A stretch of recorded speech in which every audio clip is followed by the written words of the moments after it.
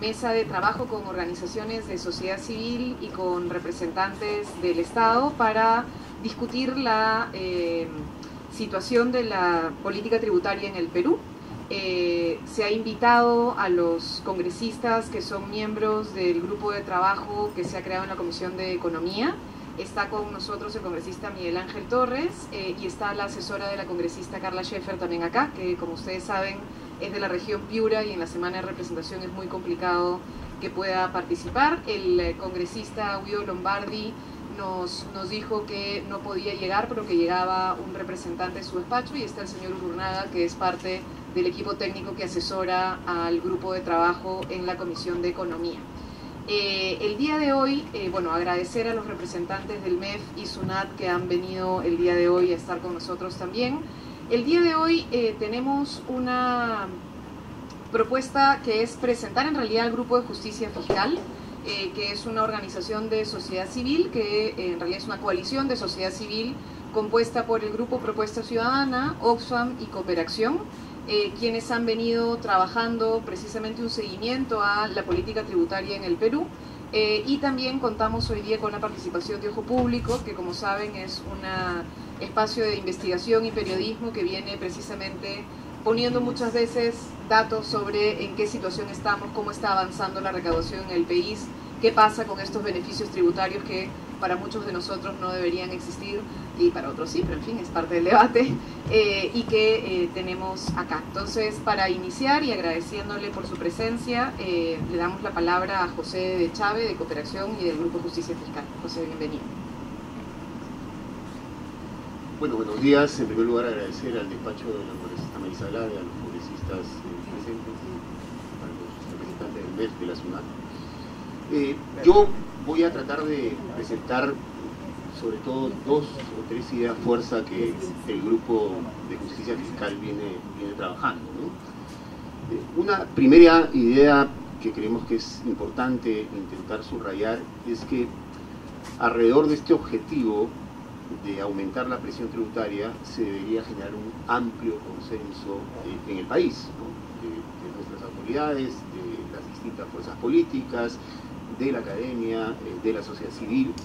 Es urgente generar un consenso alrededor de este objetivo, ¿no? Aumentar la presión tributaria, porque lo que ha pasado en los últimos años, en la siguiente se puede ver, es que pese a que al inicio de este quinquenio se planteó como objetivo llegar a una presión tributaria del 17% del Producto Bruto Interno, lo que ha ocurrido es que en los últimos años la presión tributaria más bien ha venido cayendo de manera sostenida en los últimos 4 años, y esto nos ha llevado a una situación que estamos, digamos, en los últimos puestos, la siguiente, como se puede ver en el gráfico, estamos en los últimos puestos a nivel de América Latina, estamos entre las economías que menos recaudan. Este gráfico es del 2016, en el 2017 la situación ha sido más complicada, peor, por lo tanto esa ubicación se consolida y evidentemente, si mal no recuerdo, estamos en el top 10, digamos, de los 10 países a nivel mundial que menos recaudan, ¿no? Muy lejos del promedio de América Latina, como se puede ver en el gráfico, y más lejos aún del promedio de los países de la OCDE, que es este espacio al cual el país aspira a formar parte en el 2021, ¿no? En el libro que hemos distribuido en la investigación de Luis Alberto Arias, él subraya un tema que nos parece también importante compartirlo, ¿no? Si uno revisa la historia económica del país en los últimos casi 50 años, han habido 4 episodios en los cuales la presión tributaria ha estado por 13% del Producto Bruto Interno o por debajo del 13%, ¿no? Como se puede ver en el gráfico, un primer episodio fue en los años 80, durante el primer gobierno del presidente Belaúnde. A partir del 83 hubieron varios, digamos, aspectos que motivaron esta situación. Fenómeno del Niño en 1983 que golpeó duramente el territorio del país, golpeó duramente la economía. Creo que en el 83 la economía peruana cayó en menos 13 o 12 puntos porcentuales, aparte un escenario internacional adverso, pero aparte también algunas decisiones de política económica que se tomaron. Entonces, el primer episodio, la primera mitad de los 80, segundo episodio, la segunda mitad de los 80. Los 80 fueron complicadísimos, ¿no? Caída también drástica. Y en ese periodo, sobre todo a partir del 1987, llegamos a una presión tributaria apenas por encima de 8 puntos porcentuales del Producto Bruto Interno, realmente una situación complicada, dramática. Después tenemos el periodo de los 90, un escenario internacional difícil, complicado, pero también una serie de decisiones que provocaron una caída. Y finalmente, el último episodio, los últimos 4 o 5 años después del, digamos, que el famoso superciclo de precio de los commodities terminó y que ha provocado esta situación de caída, pero también acompañado de una serie de decisiones que después podemos analizar, ¿no? Ahora, en el texto de Luis Alberto, de Luis Alberto Arias, él subraya que hay diferentes maneras de salir de esta situación, ¿no? De remontar estas situaciones adversas. Una primera es esperar que los vientos de la economía internacional sean favorables, ¿no? Prenderle velitas al escenario económico internacional. Dios es peruano y varias veces nos ha salvado y de repente nos puede seguir salvando, ¿no? Esa es una primera forma. La segunda es implementar políticas facilistas, políticas transitorias, políticas de corto plazo. Por ejemplo, en los años 80 los gasolinazos eran digamos, una opción, fueron una opción bastante utilizada. Y la tercera es implementar reformas de carácter estructural, ¿no? Que nos permitan aumentar los ingresos de manera sostenida, ¿no? Fíjense, por supuesto, en relación a la primera opción, los vientos de la economía internacional, simplemente quería subrayar, no sé si la siguiente, ustedes pueden ver en este gráfico el último episodio, digamos, de incremento de la presión tributaria durante el superciclo, básicamente se explicó por el aporte del sector minero, el componente rojito de las barras. Si no hubiésemos tenido ese aporte extraordinario del superciclo del sector minero, hubiésemos estado en un nivel de presión tributaria por debajo del 15. La meta en algún momento, creo que en el gobierno anterior, fue llegar a 18, no se llegó a 18 pese al aporte del sector minero, pero básicamente lo que vimos en ese periodo es puro piloto automático, es decir, no se intentó implementar ningún cambio, ninguna modificación sustantiva en la política tributaria. Se discutieron varios temas, el impuesto a las ganancias mineras, fueron temas de debate, pero bueno, como la presión tributaria aumentaba, aparentemente estábamos bien, bueno, hasta que se acabó esos 10 años dorados, digamos, de precios internacionales en los commodities elevados, ¿no? Pero lo que quería subrayar sobre el tema de implementar reformas de carácter estructural es ese gráfico que nos muestra cuál ha sido la evolución de los países de la Alianza del Pacífico, que es digamos, ahí está. Los ingresos no provenientes de recursos naturales aumentaron, ¿no? Y en algunos casos, por ejemplo en el caso de México, aumentaron considerablemente. Por lo tanto, los ingresos no provenientes de recursos naturales permitieron contrarrestar esta situación adversa, esta suerte de fatalidad de economías dependientes, extremadamente dependientes de los recursos naturales, el fin de superciclo. Ahora, ¿por qué esto ocurrió en Chile, en Colombia, en México y no ocurrió en Perú? En el documento que mencionaba del Consejo de Justicia Fiscal subraya lo que está resumido en el cuadro. El Perú es el único país de la Alianza del Pacífico que no aplicó una reforma tributaria de carácter estructural, ¿no? Como se puede ver en el gráfico, Chile la aplicó en el año 2014, una reforma importante, además que generó discusión entre los agentes económicos, pero finalmente se impuso el interés nacional de empujar un cambio sustantivo en la política. Ocurrió en Colombia en el 2012 y en el 2016, en 2 momentos, y ocurrió también en México, ¿no? Con los resultados que veíamos en el gráfico anterior, es un aumento sustantivo importante de los ingresos no provenientes de recursos naturales. En cambio, en el Perú nos contentamos con modificaciones tributarias, nos contentamos con una reforma tributaria que incluso es difícil utilizar el término para calificarla así, algunos incluso pueden decir una contrarreforma tributaria en varios aspectos, es un tema de discusión, ¿no? Pero lo cierto es que queríamos subrayar, y esta es la segunda idea fuerza que queríamos mencionar en esta mesa, es que el objetivo de implementar una reforma tributaria de carácter estructural aparentemente es un objetivo pendiente y sumamente importante para superar esta situación de caída de la presión tributaria, ¿no? Ahora, esto coincide, digamos, con los diagnósticos que está haciendo la OCDE, digamos, para el país. Ustedes saben, en todo este proceso de incorporación a la OCDE está haciendo varios informes, varios diagnósticos sobre el tema ambiental, sobre la marcha de la economía y, por supuesto, también sobre el tema tributario. Como ven, en el último puntito de la diapositiva, la OCDE señala que existen debilidades estructurales del sistema impositivo que erosionan la progresividad y esto está provocando que se pierdan oportunidades para paliar las carencias que existen en diferentes áreas: educación, infraestructura, innovación, podríamos agregar salud, en fin, toda la agenda que un país tiene que abordar, ¿no? Y esto nos lleva a plantear, digamos, varios elementos de los que podrían, que deberían ser algunos temas que se deberían discutir cuando hablamos de políticas en materia tributaria que corrijan las distorsiones básicas, ¿no? Y un primer tema es ¿no? Enfrentar la evasión y la elusión tributaria, ¿no? Como parte del fenómeno de incumplimiento tributario, como parte del fenómeno abiertamente de fraude fiscal, ¿no? Esas son las tasas de incumplimiento del IGB, que como se puede ver, y las de incumplimiento del impuesto a la renta, que como se puede ver han estado aumentando de manera sostenida en los últimos años, ¿no?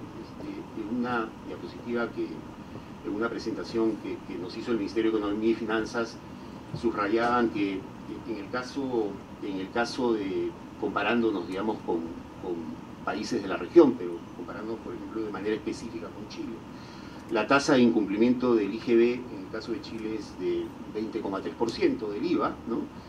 En el caso peruano estamos en 32%, 12 puntos porcentuales por encima. Y en el caso del impuesto a la renta, en el caso de Chile está alrededor del 31% y nosotros estamos en 57%, ¿no? Una diferencia sustantiva, ¿no? Entonces, por lo tanto, ahí hay un tema que es fundamental. La siguiente, en el año 2016, la pérdida fiscal por el incumplimiento de pago de IGB y de impuesto a la renta ascendió a la cifra de 58.000 millones de soles, 8,8% del PBI, casi 2 veces el presupuesto del sector de educación. Y para tener una idea, en la siguiente, esta es una proyección de lo que nos cuesta la evasión y la elusión tributaria, nos costaría este año, en 2018, 66.000 millones de soles, que equivalen a los presupuestos de educación, salud, saneamiento, protección social, agropecuario, todo junto, ¿no? Esa es un poco la magnitud de lo que se está perdiendo por evasión y elusión tributaria, ¿no? El segundo tema tiene que ver con el gasto tributario, ¿no? Todo este paquete de exoneraciones, excepciones, deducciones y varios beneficios que, como se ve en el gráfico, también han venido aumentando de manera sostenida. La proyección para el 2018 es que estaríamos en 16.000 millones de soles, 2,2% del Producto Bruto Interno, lo que equivale a todo el presupuesto del sector salud, ¿no? Ahora, sobre este tema, queríamos subrayar, además aprovechando que está la SUNAT y el MEF, acá en el Congreso, creo que fue en el mes de septiembre, el ex jefe de la SUNAT, el señor Shihiyama, hizo una presentación bien interesante y él señaló esto que estoy citando textualmente, ¿no? Él dijo que los gastos tributarios o los beneficios fiscales le han costado al país cerca de 130.000 millones de soles durante la última década, monto que se distribuye en cerca de 125 beneficios fiscales, ¿no? El gran problema es que cuando hablamos de 125 beneficios fiscales, estos no son los únicos beneficios fiscales vigentes en el país, ¿no? Se trata solamente de los 125 beneficios fiscales que calcula la SUNAT, ¿no? Pero la cantidad de beneficios fiscales vigentes puede casi duplicar esta cantidad, ¿no? Entre 250 250, 350, no se sabe exactamente, y por lo tanto, digamos, el cálculo de los 130.000 millones de soles igual se queda corto, ¿no? Y este es un tema que nos parece también importante, digamos, ver cómo seguimos ahondando, digamos, la precisión de lo que le está costando al país los beneficios fiscales, ¿no? Bueno, deudas tributarias, ya comienzo a acelerar un poco para terminar. Deudas tributarias, todos sabemos que hay un club de deudores importantes, ¿no? Creo que es un trabajo interesante que calculaba el conjunto de deudas tributarias a 1.000 millones de soles, pero bueno, el club de los 20 mayores litigios: telecomunicaciones 3 empresas, hidrocarburos 6 empresas, banca y finanzas 6 empresas, minería 9 empresas, comercio 1 empresa, y estamos hablando de una deuda tributaria acumulada de 7.500 millones de soles, y a la derecha del gráfico ustedes pueden ver a lo que equivale ese monto en términos de programas sociales, ¿no? Sobre este tema, aparentemente el próximo año podrían haber buenas noticias. De repente el MEF nos puede informar algo al respecto sobre el cobro de deudas tributarias, pero muchos de estos procesos, creo que ustedes tienen en ojo público, llevan más de 10, 15 años, ¿no? Por lo tanto es un tema también complicado y un tema a atacar, por supuesto, respetando los procesos, la transparencia y todo lo que se genera alrededor. El último punto que también queríamos subrayar tiene que ver con este tema de las devoluciones fiscales o tributarias, ¿no? Como se puede ver en el gráfico, casi 60% de las devoluciones son devoluciones por exportación, ¿no? Los saldos a favor de los exportadores. Y cuando uno analiza el componente, se ve claramente que una participación importante de estas devoluciones son del sector minero, ¿no? Que ha aumentado, han seguido la tendencia de aumento, de incremento. La minería tiene una participación del 30%, hemos seguido el sector comercio, manufactura y otros servicios, pero lo que queríamos subrayar, porque además esto abre una posible discusión sobre cómo pensar algunas iniciativas, alguna normativa para corregir algunas distorsiones. Como se puede ver en el gráfico, que digamos, recoge lo que pasó en el superciclo, los años precedentes al superciclo, la recaudación neta era negativa. Durante el superciclo, por supuesto, con el enorme aporte tributario del sector minero, las cifras pasaron en azul, pero a partir del 2013 comenzaron a caer, ¿no? 2014, y el 2015 se convirtió en negativo, ¿no? El 2016 la diferencia se amplió, es decir, el Estado le devolvía a las empresas más de lo que era el aporte tributario de las empresas mineras. El último año, el 2017, la situación ha cambiado un poco, como se puede ver en el gráfico, pero sobre este tema sí sentimos que habría que abrir una discusión,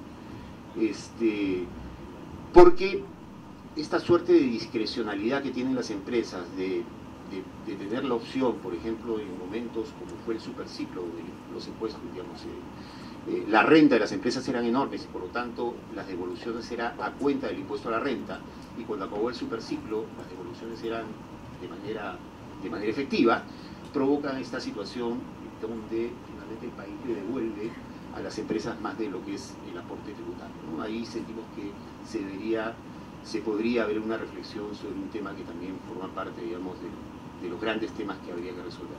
Simplemente para terminar, y algunas referencias al paquete de medidas tributarias, las últimas del mes de septiembre, no sé si son 17 decretos o algunos más, de repente se me han escapado, 17 creo que son, ¿no? Que tienen como objetivo modernizar el sistema tributario nacional, y donde hay varias cosas que creo yo son importantes y que hay que saludar, el tema de la anticorrupción, en fin. Sin embargo, lo que queríamos subrayar es que, de acuerdo al propio marco macroeconómico multianual, el efecto de las actuales medidas tributarias permitiría elevar la presión tributaria hasta en 1,6%, si mal no recuerdo, ¿no?, del PBI en los próximos 4 años, ¿no? lo que significa que la meta de la presión tributaria del gobierno central en 2022 estaría alrededor del 15,5%, 16% del Producto Bruto Interno, ¿no? Esta mejora que evidentemente cambiaría una tendencia que es negativa, que estamos arrastrando en los últimos 4 años, sí es importante subrayar que todavía nos mantiene muy, pero muy lejos del promedio de América Latina y bastante más lejos aún del promedio de los países de la OCDE. Pero sí, es importante subrayar que hay habría un cambio de tendencia importante.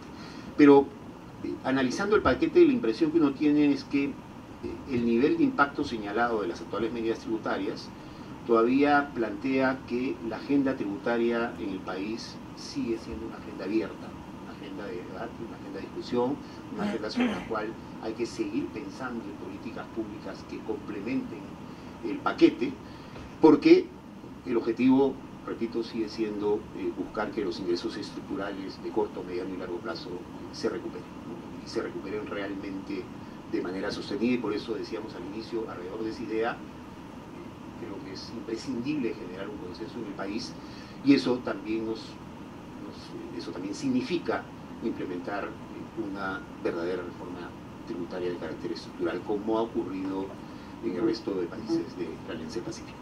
Gracias. Muchísimas gracias, José. Muy interesante, justo son temas que estamos trabajando nosotros en la Comisión de Economía. Ahora le vamos a dar la palabra y agradecer además por su presencia al profesor Luis Durán. Él es profesor de Derecho Tributario de la Universidad Católica, y justo le hemos pedido que pudiera comentar precisamente el tema de devoluciones tributarias, que es uno de los temas que ha mencionado en la etapa final José en su exposición. Bienvenido, gracias. Muchas gracias por la invitación y además a ustedes por escuchar un poco mis ideas. Tengo el sesgo de ser un profesor universitario y además encargarme de temas jurídicos. Por lo tanto, habiendo visto el documento que me alcanzaron, he intentado hacer algunas reflexiones sobre algunas cuestiones que creo que pueden ser útiles en esta conversación. Bien, yo quisiera plantearles en los pocos minutos que tengo 3 temas. Un tema previo que creo que es el que atraviesa el problema de fondo y que tiene que ver con la agenda del Congreso, que es el cumplimiento de la idea de la República. Luego quisiera hablar algunas reflexiones sobre los beneficios tributarios y finalmente algunas cosas sobre la devolución de impuestos. ¿Podría pasarlo? La cuestión, cuando uno revisa el régimen de beneficios tributarios en el Perú, se da cuenta de que hay un problema fundamental en todo este asunto y que tiene que ver también con lo que se ha comentado en relación a los conflictos entre los contribuyentes y las administraciones. El problema es la falta de apego del sistema a la ley. La estructura normativa de las leyes en el Perú están mal hechas y entonces se genera una serie de conflictos prácticos entre los ciudadanos que permiten que ni los contribuyentes ni el Estado pueda tener capacidad de poder esperar algunas respuestas correctas del sistema. Eso le he llamado yo el imperio de la ley. Entonces la primera cuestión que yo quisiera plantear en este foro es que urge en la reforma, en cualquier reforma tributaria, una claridad sobre lo que escribimos en las leyes y lo que queremos traducir para que los ciudadanos cumplan. La segunda cuestión es una cuestión ya de más peso, que tiene que ver con el proyecto de la Constitución. Y este tema tiene mucho que ver con las cuestiones vinculadas a los beneficios tributarios. En el Perú se ha sostenido, y creo que no se ha visto en el modelo constitucional, de que los beneficios tributarios son un derecho de los ciudadanos. Y eso no es verdad. El Tribunal Constitucional ha señalado ya que los beneficios tributarios no son un derecho, sino son justamente un beneficio, un esfuerzo que hace el conjunto de la sociedad para hacer que las políticas públicas que se establezcan sean claras y distintas. Entonces, hay 3 principios que yo quisiera que ustedes revisaran a la luz de esta reflexión. El primero es uno que debe ser fundamental, que es el deber de contribuir. Eso quiere decir en concreto que todos los ciudadanos tenemos el deber de contribuir al financiamiento de los bienes públicos en el Estado. Pero el deber de contribuir está atado a un segundo elemento, que se llama el principio de igualdad. El principio de igualdad dice que los ciudadanos que estamos en iguales condiciones debemos de contribuir de la misma manera. Si alguien ha de contribuir de manera diferente, tiene que ser por razones establecidas clara y distintamente, no sobre la base de prebendas o beneficios que violenten la lógica del principio del imperio de la ley. Los otros 2 principios que hay que tomar nota es el principio de reserva de ley. Es decir, para que alguien tribute en el Perú, tiene que estar compuesto el tributo en la ley. y esa es una tarea que le corresponde en primer lugar al Congreso de la República y en la delegación de facultades al Poder Ejecutivo. Y el otro elemento es la capacidad contributiva, es decir, hemos de gravar y hemos de establecer beneficios tributarios en la medida en que se manifiesten hechos que muestren capacidad contributiva. Si no, no es posible gravar con tributos. Por favor. Bueno, veamos un poquito y rápidamente los beneficios tributarios en el Perú. ¿Cuál es la concepción y de qué estamos hablando? Por favor. ¿Cuál es el estado de la cuestión? Hemos discutido durante los últimos 20 años que yo tengo de experiencia de profesor si es correcto o incorrecto establecer beneficios tributarios y cuál es la utilidad de estos en la vida de la República. Y esta cuestión viene de un viejo conflicto anterior que tiene que ver con el diseño de los impuestos en la década de 1960 del siglo pasado. Cuando se discutió en el mundo si debería haber beneficios tributarios o no, se establecieron dos lógicas. Países que decían no es posible establecer beneficios tributarios, los ciudadanos deben contribuir de manera igual y libre. Y otros países que sostenían que los beneficios tributarios podrían servir para promover el desarrollo del Estado. Es decir, la economía podría permitir determinado tipo de beneficios que le permita a las sociedades innovar, desarrollar determinados sectores. La cuestión práctica ha vuelto, especialmente porque el Fondo Monetario lo ha planteado así, en dos cuestiones. O mantenemos beneficios, si los vamos a mantener, tenemos que ver para qué están creados y si sus costos son mayores que los beneficios que efectivamente implican para sus beneficiarios. Porque, como dije al comienzo, los beneficios son una excepción a la contribución de todos los ciudadanos. Por lo tanto, no podrían haber beneficios cuyos costes fiscales fueran mayores a los beneficios del conjunto de la sociedad. Y en esos casos deberían estar eliminados. Entonces la siguiente pregunta es, ¿qué pasa en aquellos casos de beneficios, especialmente territoriales, donde se retire este beneficio abruptamente? ¿Qué es lo que hay que hacer? Y entonces el compromiso debería ser que por la vía del gasto público el Estado devuelva lo que se está volviendo a contribuir. Ese fue el esquema que se usó en el Perú para intentar eliminar el IGB en la Amazonía. Eliminamos el IGB, mejor dicho, eliminamos el beneficio de exoneración del IGB, grabamos con IGB, pero lo que se recaude con IGB vuelve a la sociedad. Entonces, el problema finalmente es un problema de opción, que tiene que ver con un análisis primero económico y luego de valores de la Constitución. Solo quiero anotar algo para vuestro análisis. En el Perú se ha cuestionado mucho los beneficios territoriales, el régimen de Amazonía, los regímenes de zonas francas, el régimen de zonas altoandinas, pero no se ha discutido claramente la efectividad de los beneficios sectoriales. Es decir, cuánto nos ha beneficiado, mejor dicho, cuánto ha sido útil a la sociedad los beneficios en la minería, en los hidrocarburos, en la acuicultura, etc. Entonces pareciera que el problema es solo territorial, pero creo que cabe discutir la efectividad en este esquema de los beneficios sectoriales. Por favor. El Tribunal Constitucional ha definido al beneficio. Son todos los tratamientos normativos por los que el Estado otorga una disminución, sea total o parcial, del monto de la obligación tributaria o la postergación de su exigibilidad. En concreto, cualquier caso en el cual un ciudadano, una empresa, no pague sus contribuciones tributarias como lo pagaría el conjunto de la sociedad. Y hay tres tipos de beneficios que hay que saber diferenciar. La inafectación es aquella operación que no está sujeta al impuesto o al tributo. La inmunidad es cuando es el sujeto el que no está grabado. Por ejemplo, la Constitución establece reglas de inmunidad para el sector educativo, eventualmente para el sector agrario. Y la exoneración, que es la dispensa del pago por un periodo de tiempo, un plazo que normalmente debería ser de 4 años. Por favor. ¿Cuál es el estado de la Constitución, de la cuestión? El Tribunal Constitucional ha sido muy claro, y yo quisiera que esto se recogiera como una interpretación de la Constitución, en que cualquier beneficio tributario afecta el principio de igualdad en la tributación. Y eso hay que tenerlo, me parece a mí, como punto de partida. Todos tenemos el deber de contribuir al Estado en igualdad de condiciones. Si vamos a establecer beneficios, tenemos que asumir que estos beneficios violentan en algún sentido la igualdad en la tributación. ¿Qué es la igualdad? En sentido jurídico lo ha definido la paridad o generalidad en el sometimiento a la tributación. Todos deberíamos estar sometidos a la tributación.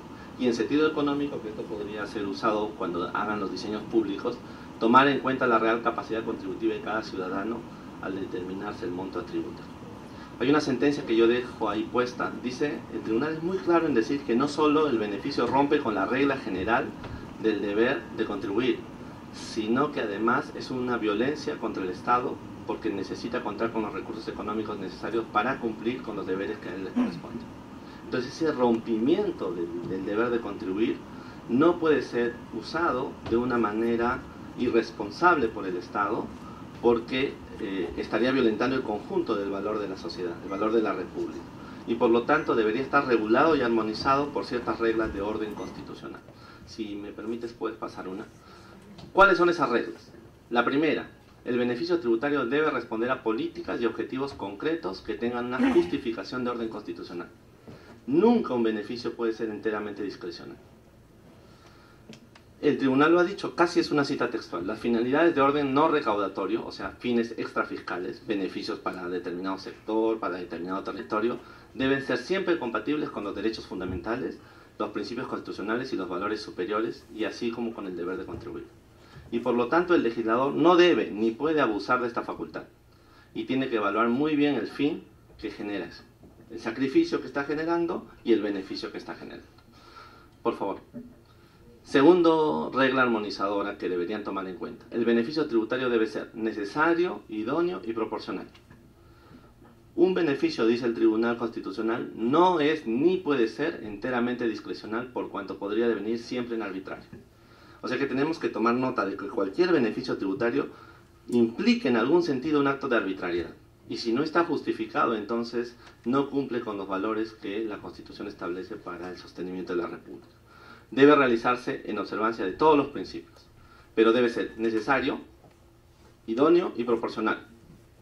Y esto obliga, en mi perspectiva, a que cuando el Congreso de la República o el Poder Ejecutivo, por la delegación de facultades que hubiera, estableciera un beneficio tributario, debe establecer un test por el cual nos diga en qué sentido ese beneficio es necesario, es idóneo y es proporcional. Y entonces, bajo ese argumento, se sustenta justamente la necesidad de establecer límites. Los beneficios no pueden existir per secula seculorum en el sistema. Tienen que ser temporales, tienen que estar regulados espacialmente y materialmente. ¿Para qué? Otra vez, para garantizar que el principio de igualdad en la tributación no termine desnaturalizándolos. Una más, por favor. El tercero, y creo que esta es la parte más compleja del asunto: el beneficio debe estar siempre sostenido en el cumplimiento del principio de reserva de ley. Es decir, así como se le exige al gobierno, quiero decir al Estado, que cuando establezca una norma jurídica la establezca con todos los requisitos, la misma obligación de legislar está en el caso del beneficio tributario. Tiene que tipificar y delimitar claramente los supuestos que correspondan, pues se está apartando de una regla general. Y esto a mí me parece que es fundamental. Si ustedes revisan las normas de beneficios tributarios, la mayoría de beneficios tributarios tienen un serio déficit de legalidad. O sea, están completados por reglamentos. Y cuando los contribuyentes van en acciones de amparo pidiendo el beneficio, el Tribunal Constitucional les ha dicho una cosa que para mí me parece muy claro: el beneficio tributario no es un derecho constitucional del contribuyente. Es una facultad que tiene el Estado para cumplir con los bienes de la Constitución. No es un beneficio del contribuyente. Por favor. Entonces veamos rápidamente, porque ya creo que el tiempo está agotándose, la devolución de impuestos. Lo hice muy rápido para que sea casi telegráficamente. Las devoluciones de impuestos son fenómenos, pero de naturalezas distintas. Por lo tanto, no cabría confundirlos, tienen finalidades distintas. En general, lo podríamos definir así: como aquella situación en la cual el Estado, a través de la administración tributaria, se encuentra obligado por la norma jurídica para devolver un monto dinerario recaudado a título de tributo. O sea, cada vez que el Estado se encuentra obligado a devolver un monto dinerario que ha sido recaudado a título de tributo, estamos ante un caso de una devolución de impuestos. Ha sido una medida usual en la vida de los Estados. Históricamente, la devolución ha sido usada por los Estados como gestión para generar incentivos o beneficios. Normalmente se ha hecho por razones de justicia tributaria, ahora voy a explicar cuáles son esas, o razones de incentivos tributarios. Cuando se dan en razones de incentivos tributarios, estamos hablando de un beneficio tributario. Pero hay razones de justicia que hacen que las devoluciones de impuestos no sean beneficios. Dale, por favor. Quisiera poner estas cosas. Hoy día hay muchas discusiones en el marco de la OECD y de la Unión Europea para discutir si las devoluciones de impuestos son razonables o irrazonables. En el marco del plan BEPS de la OECD se analizan dos cosas.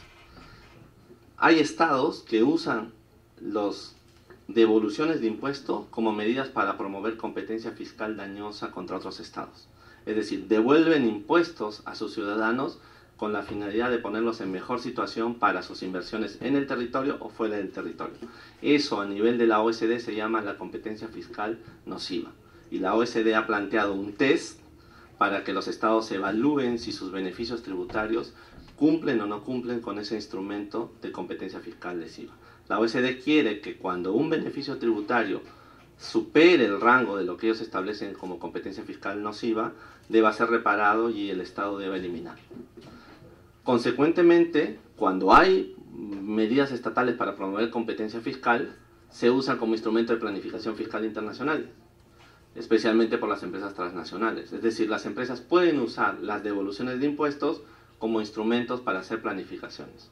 Y ahí entramos en lo que podríamos llamar problemas de fraude de ley eventualmente. Entonces la OECD quiere que no haya competencia fiscal nociva, pero además quiere que no se usen como instrumentos de planificación fiscal. Y el otro tema tiene que ver con el marco de la Unión Europea. Una devolución de impuestos en el marco de la Unión Europea puede ser considerado como una ayuda de Estado. Y entonces es contraria al objetivo de la comunidad, que es construir un mercado común. Cuando en el marco de esa Unión Europea se considera una ayuda de Estado, se le exige al Estado eliminarlo y reparar. Eso es lo que está pasando con Irlanda, por ejemplo, con algunas ayudas de Estado por devoluciones de impuestos. Por favor.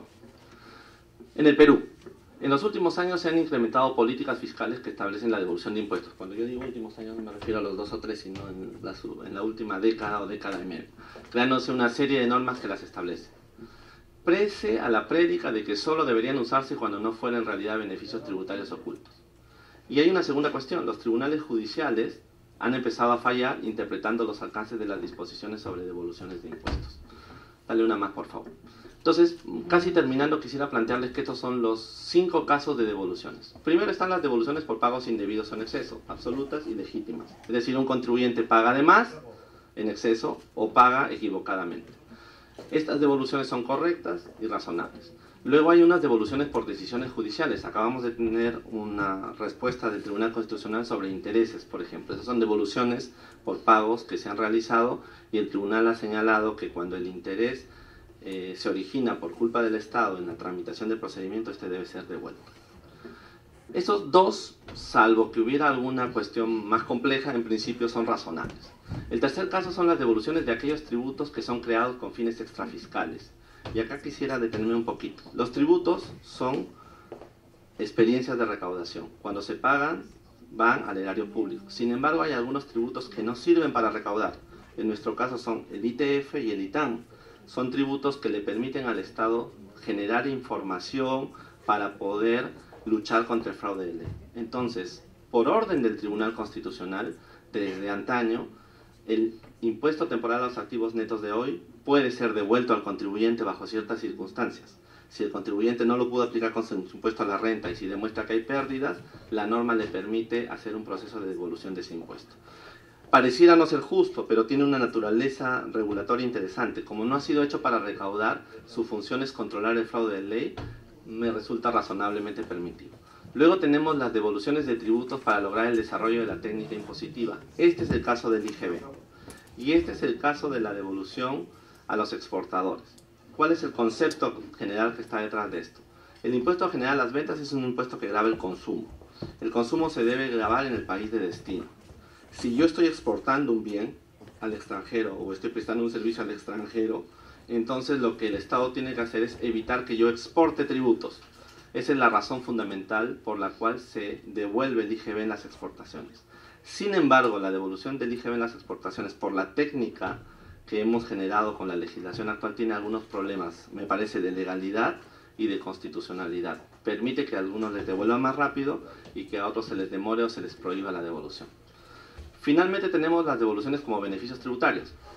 Algunas que han sido desarrolladas por los últimos gobiernos para evitar el efecto financiero de inversiones de largo plazo, en la minería y en los hidrocarburos.